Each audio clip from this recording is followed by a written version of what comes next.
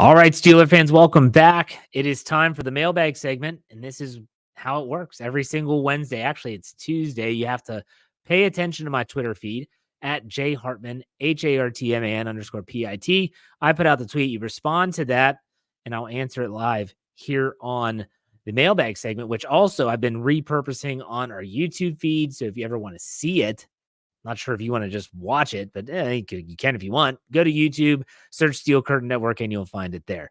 All right, let's get this show off on the right foot. Mark Bergen of Believe in Steelers. Love having him on the show. Have him on about once a season. He said, what's the Steelers' most important offseason need when it comes to player personnel? So obviously the offensive coordinator was the first shoe to drop. And now what's the most important offseason need? I still believe that they need to fortify the trenches. So they started that last season, actually 2 years ago, when you think about the acquisition of James Daniels being the most lucrative contract, I believe they handed out on the offensive line at the time. Last season, they continued that with Isaac Seumalo. They invest a first-round draft pick with Broderick Jones.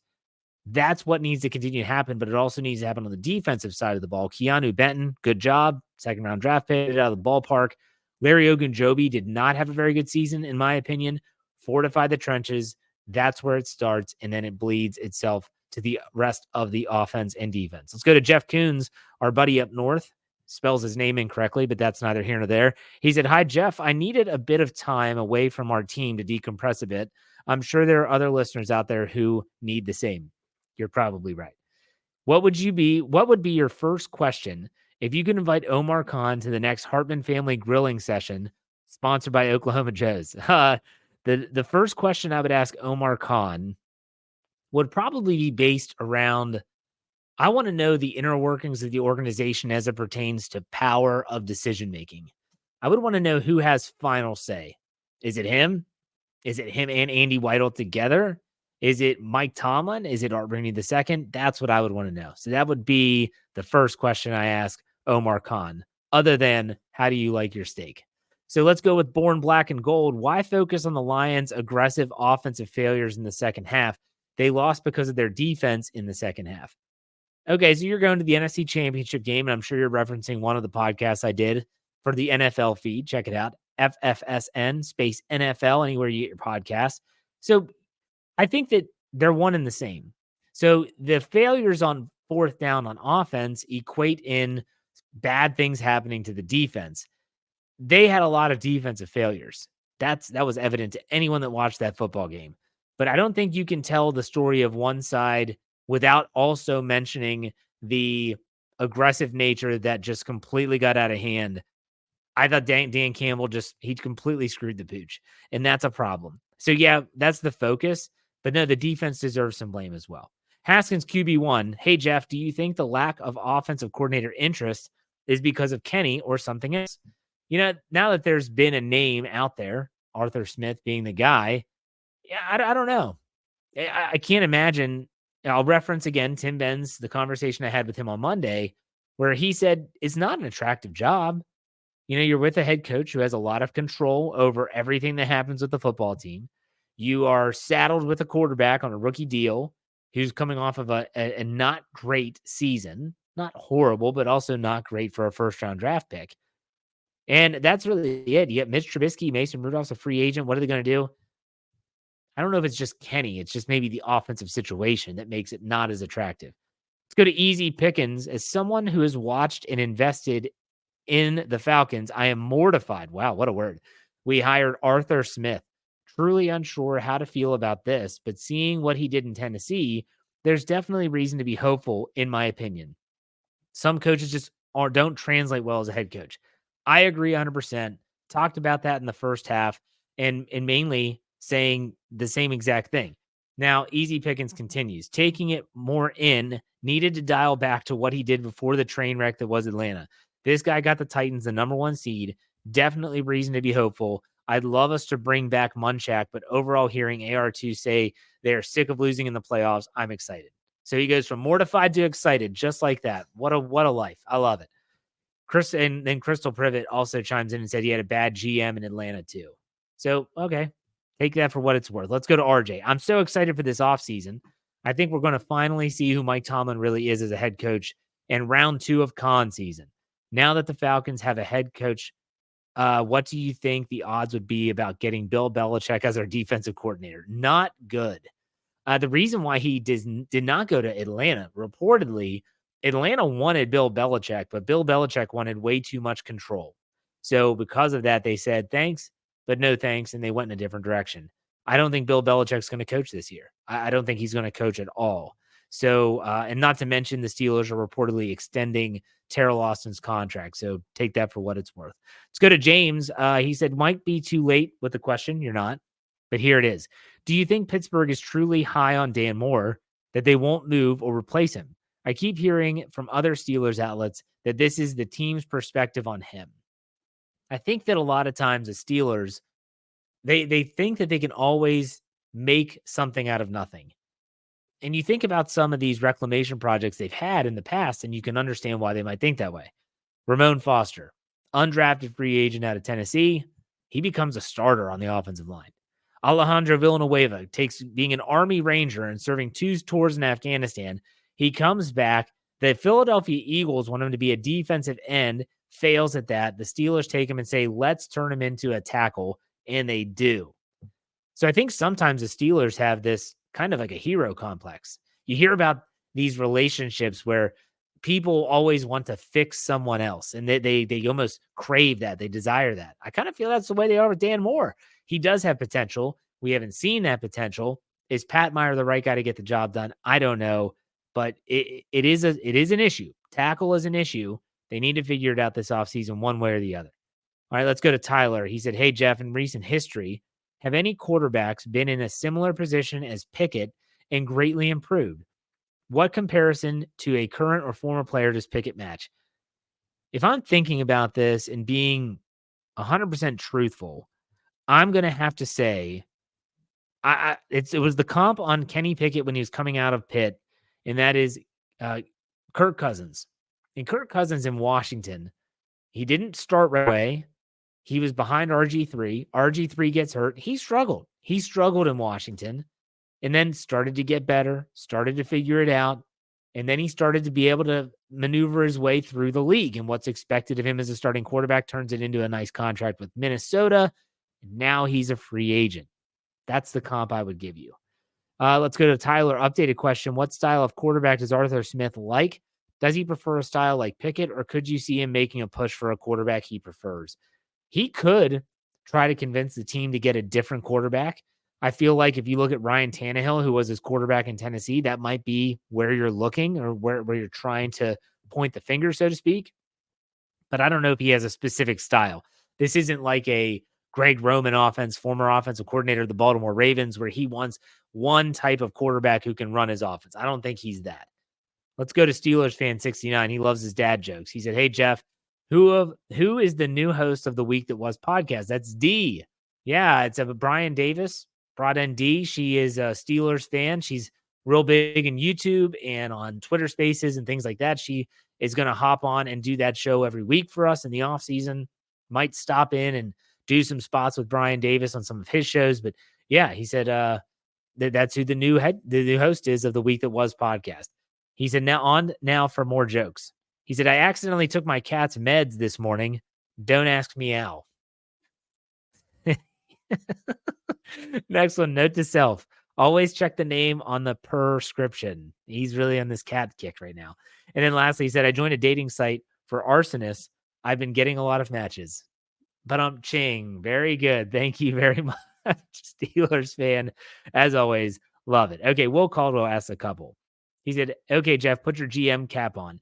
At the corner position, do you, 1, sign a young stud like Snead from the Chiefs, 2, sign an aging cornerback coming off their prime like a Hayden, 3, draft a cornerback in the first or second round that may not be ready day 1. So if you're going to do number 3, you have to also bring in a young player, maybe a mid-round pick, or I'm sorry, if you're going to do 3, you have to have a veteran that they could plug in. So someone like Levi Wallace, not Levi Wallace himself, but if you're not going to have, like Joey Porter Jr. wasn't ready day 1, they had Levi Wallace and Patrick Peterson there to help fill that void until he was ready. In my opinion, though, I'm looking at that third approach, and that is double dip at the position. Free agency and high in the draft. I think they need that cornerback in a bad way. The next one from Will. Hey, Jeff, how do you reconcile Rooney's words about the offensive coordinator hiring and firings with what's been told to you and reported by others? I think it would make sense that Tomlin is leveraging his new contract for more control, which is why it hasn't been signed yet. Thoughts? I don't think they're worried about the contract. I know Mike Tomlin's not worried about the contract. And I think that what I said earlier about Art Rooney's comments and pertains to the hiring of this offensive coordinator being on Tomlin is him saying, it's on you now. It's not on me, it's on you. He's putting all the onus, all the pressure on the head coach. And in my opinion, as it should be. That's the way it should be.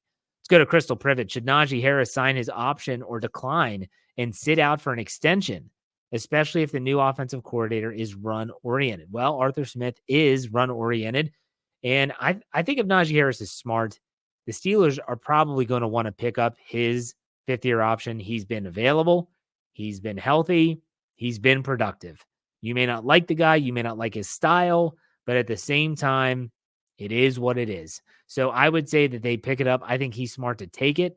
I also would be okay if the Steelers give him an extension. So if they pick up his fifth-year option, they still negotiate maybe a 2-year extension on top of that. You have contractual control over 3 years then. You still get those production. You're getting the best years of his career. Then you can reevaluate and part ways if you want. Tom East. So we have Arthur Smith hiring and Tomlin is at the Senior Bowl. Who did the interview? Also, who do you think Tomlin is most interested in by position? Rock on and ride or die for life. Well, Tom, I can't go into like most interested by position. That would be an entire show. And maybe I'll do that before free agency starts. But in terms of the Arthur Smith hiring, Mike Tomlin interviewed him before he went down to Mobile. So Mike Tomlin, Mobile, the Senior Bowl practices are underway. He's there. He's helping out. Let's also not forget that he has a private plane that at his disposal. So he could have met with Arthur Smith, I don't know, last Thursday, I think was when that news came. Interviews with Arthur Smith. Arthur Smith leaves. He gets on a plane and he's down in Mobile, Alabama for the Senior Bowl in a couple hours. Like it's we're in 2024. Like that's not that crazy to think about. So Arthur Smith has not signed a contract yet, probably because he has to go back to Pittsburgh to put pen to paper and do all that fun stuff. All right, let's go to Bartholomew Grapp. Mr. Hartman, with the hiring of Arthur Smith, do you think the Steelers have started a foundation for an identity on offense? I think that the identity with Matt Canada was they want to run the football and they want to use that to set up the pass. They never did the second part very well. That's going to be the MO for Arthur Smith. It's kind of already, the foundation's already set up. It's can they then go to the next step, that next level? We shall see. Let's go to Lumber Zach 94 Jeff, or I'm sorry, he says Hefe. What does your gut tell you on how many more years you think Mike Tomlin is the head coach of the Steelers? My gut tells me 3. I think he coaches this year. He has a 2-year extension added on. He coaches 3 more years, and then he calls it quit. Chris G, hope all is well. Same with you, Chris. Number 1, if all equal talent was available, what position would you take in the first round? Tackle, cornerback, or defensive line? Man, all equal talent. Give me a cornerback. That's right. Give me a cornerback to match Joey Porter Jr. if the talent's equal. Number 2, Arthur Smith would fit what the Steelers wanted to be. Do you still think they want to be the same run-heavy offense? If so, is he the top candidate as of now? Well, he is the candidate now because reportedly he is signing that contract. I think that they're happy with this hire. They like these type of coaches. That's where we are. Next, we go to sell the team. All right. He said, why does Rooney ruin this franchise? Does he even watch football? I think he does watch football, but at the same time, I don't know. I don't know what you all want. Again, there's not one hire that would make every single fan in this fan base happy. Not one coach. I still think, like, you think about the greatest coaches of all time defensively, like Bill Belichick, defensive mind is insane. If they would bring in Bill Belichick as a defensive coordinator, there would be someone out there saying, here we go, typical Rooney's, retreading a coach, blah, blah, blah. What's the coaching tree? You know how it rolls. Ed Cunningham, Jeff, I started listening when Kenny was drafted, and remember you saying it would take 3 years. What does that mean now in year 3?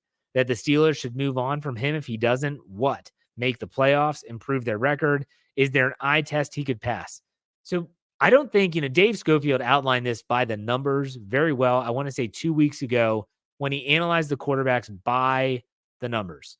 And he made it very clear. And he said Jeff was a little bit wrong in Let's Ride. I'm used to that. It's okay. When I said that he took a step backwards, talking about Kenny Pickett, looking at the numbers, Dave made it very clear that he didn't take a step backwards, but he also didn't take a step forward. I think that's what everyone wants to see. So what have we seen about Kenny Pickett that is an ongoing issue? Pocket presence. He spins out of pressure into sacks. He does it all the time. It is a bad habit.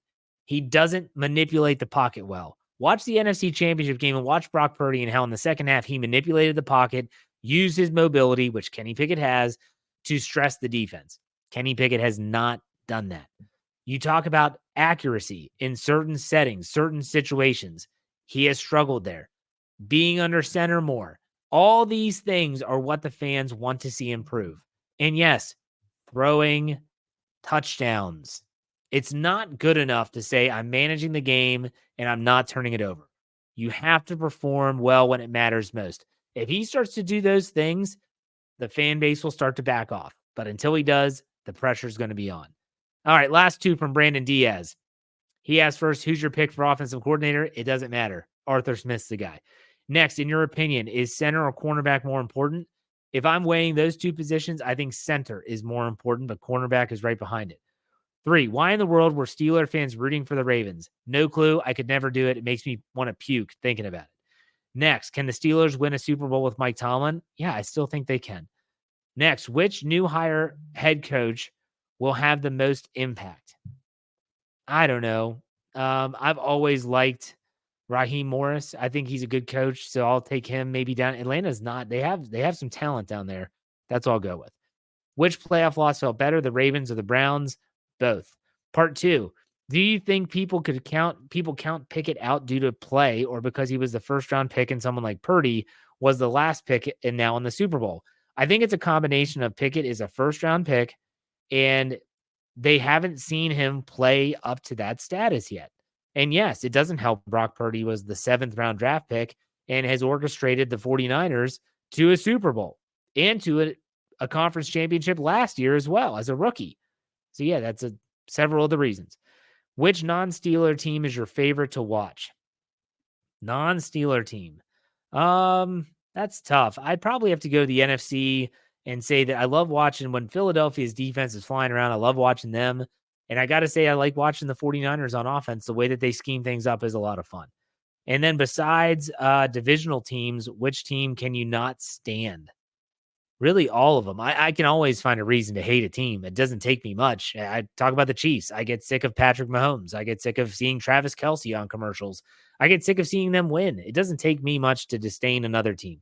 And then lastly from Brandon, 10K on YouTube yet? No, we are close. Let me check the tally quick.